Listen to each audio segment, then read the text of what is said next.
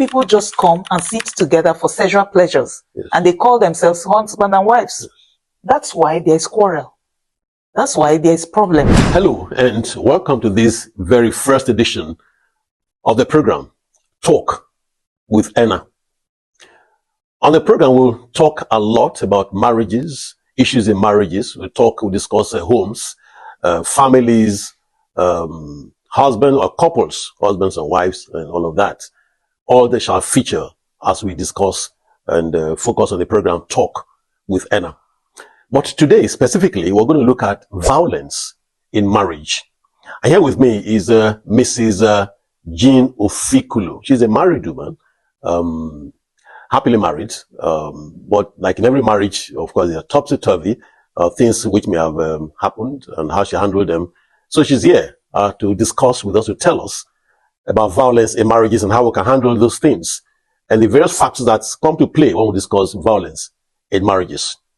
Mrs. Jean Ofikulu, welcome to the program. Thank you, Enna. Thank you. I'm glad to be here. Yes, very well. But first, let's start with what is violence? How do you describe violence in marriages? And are there different types of violence beyond physical violence, which is common to many homes and many of us?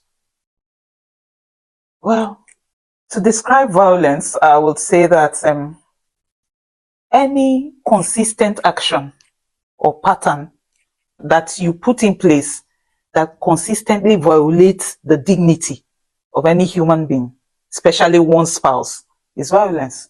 It constitutes violence, irrespective of how it appears, be it physical, be it emotional, be it psychological, sexual, financial, they're all violence. But the second part of your question, what we usually would see is the physical one. Usually when people are hit, maybe by being slapped or whatever. But violence goes beyond that. Violence goes beyond. Before you start seeing the beating, some other types have gone underground. Yeah. Sometimes you see, take emotional violence, for instance, when a spouse consistently be belittling the spouse by the things you say, that runs down the one's dignity. Anytime the person does anything, you make comments that seem to say, are you okay? Something is wrong. So over time, such words push the person to the wall, such that you are even rid of your confidence. Yeah.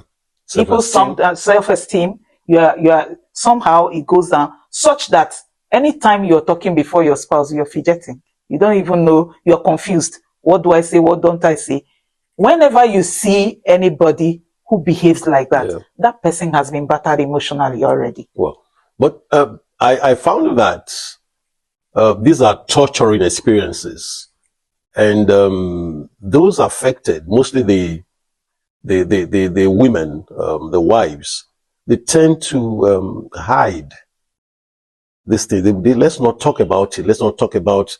You see a lady with a red face, and you're asking her, my friend, what happened to you?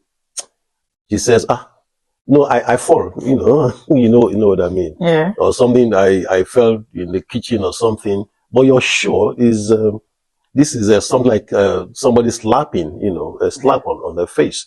How come they don't want to expose those things, really? Well, I think what you have just described, we see that a lot in this climb, where culturally is a shameful thing to, it is seen as if you are washing your dirty linens in public. So people tend to. In other climes, it's not so. Yeah. What happened? I just got a hit. In fact, I'm leaving Jack because of that. And you just see them, they outburst. Yes. But in the climb where we are, culturally, you're meant to be quiet, especially the women folk. When your bride price is being paid, you have already been told, make sure you don't get back here. Nobody goes on this kind of journey and comes back home. So all those things are working inside of you while you are ashamed to expose your husband who is engaging in domestic violence with you and all of that. So, but I'd like to say that what we see today we call marriage is actually an aberration of the institution. If we understand what marriage institution really means, I don't think all these things will be existing. I would like to liken it to what we see people do with them gadgets, Yeah. their devices. You see someone just get a device or a gadget, electronic ones, for instance, you just start using without reading the manual. There is a manufacturer's manual that comes with all these devices. And if you read them, you will make little or no mistakes. People go into marriages culturally and they call themselves religious people. Yeah. Some of them are churchgoers. Some of them belong to many other religions of the Yes, world. yes. But we all know that the institution of marriage was put in place. For instance, let me speak like a Christian, which I am. Yeah. So in the Christendom, we believed it was God who instituted it after the creation of man, right? And when he did, he said something. He made it a union. It's not partnership. It's not something you handle with kid gloves. It's not something you come carelessly into. The marriage union, the way it is stated in the Bible, is such that there is a living. There's a living, a getting away Yes. from something. And after the getting away from something, there's a joining. After the joining, there's a becoming. These three things must happen. If you skip any of the process, you won't get the result that is required. So where you see violence, these processes were skipped. Okay. There is no living. You see, some people, for some they just felt, okay, I'm 30 years, I'm 34 years, I'm ripe for marriage. I've seen Ada, I want to marry Ada. You bring Ada into your father's house and you don't want your father to rule over your marriage. Things are not done that way. If you have brought a woman into his house, he's the Lord of the house. Yeah. Meanwhile, the way marriage is prepared is such that you live. Both the male man and the female man, there's a living to do. There is a living to do. And there's a joining to do. And there's a becoming. So, having skipped this process, we see all kinds of aberrations we are seeing today. People hitting people. Yeah. So, when you ask the young fools, I have feelings for her. He has feelings for me. Marriage is not about feelings because feelings will fluctuate. Yeah. When feelings fluctuate, what then goes on? And sometimes feelings will go away. Yes. What then goes on? It is the coming together of two independent adults with a purpose and a direction. If at the time they are coming together, they have not defined those things, I don't know what they're coming together for. There should be a definition. There's a place they're going. Many people just come and sit together for sexual pleasures, and they call themselves husband and wives. That's why there's quarrel. That's why there's problem. Okay, let me ask you this. There are times we observe severe violence, really severe violence, emotional, psychological, sexual, even physical violence, because of how we live in our different homes. This noise come to be heard even outside. Those who live in certain apartments, for example, your neighbors know what you go through. But yet, the wife remains in that house, remains in that marriage, and refuses to leave. People just wonder, what is he doing there? They should know this is what really can you tie to that? There are certain factors responsible for that. One is cultural.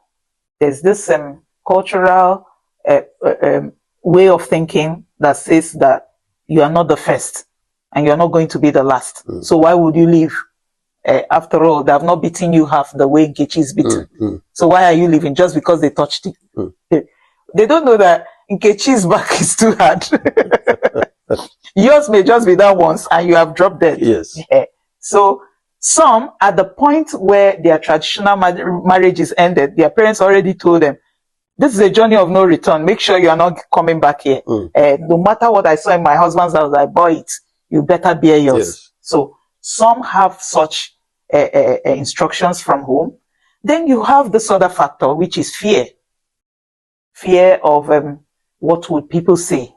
If I go and tell A now, A is going to tell B, B will hear, C will hear, and I'll become an object of ridicule. Ridicule. So usually, the victim is seen as the one responsible for the reason Oh, yes. is being, she's Violated, receiving such, whatever the violence, you know. yes. But it's not always so. That's why I say that these are aberrations of what we call marriage. Marriage.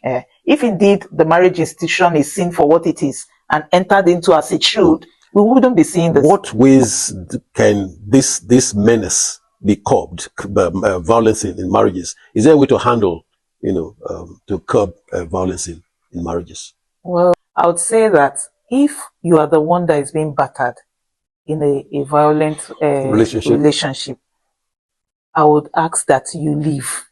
It takes one being alive and getting back your sanity to really reason well. So stay away and calm down. Then you come together again if it will continue.